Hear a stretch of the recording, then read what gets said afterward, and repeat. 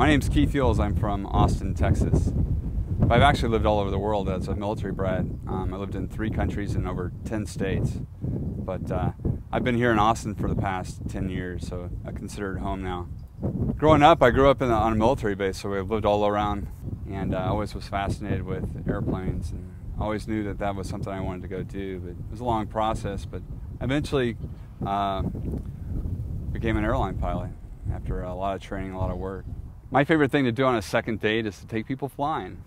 It's a good way to kind of show them what I do and what I'm about. I actually built this airplane, and it was a great project, and it's a lot of fun. It goes fast, but can travel a lot of places that you can't in a commercial airplane. In fact, I want to try to go on a trip where I actually hit every state.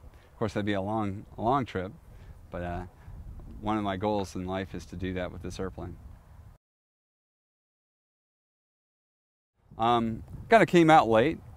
I probably knew I was gay at a very young age. Kind of was always attracted to guys, but the thing was, I just really didn't know anybody who was gay, and I didn't feel like I fit the stereotype. So, in fact, when I was in the military myself, I proposed to a girl, and I think she had it figured out. She actually said no.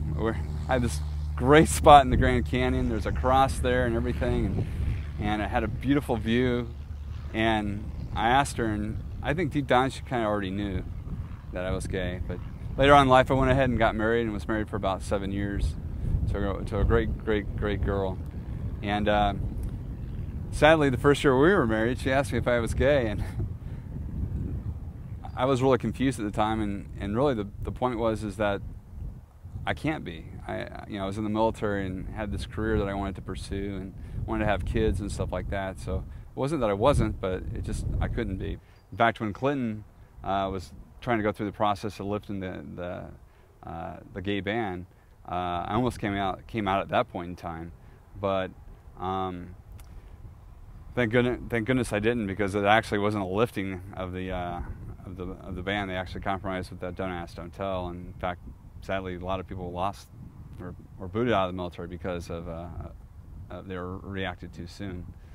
My wife and I actually went through quite a bit of counseling while I was going through this process and while I was married.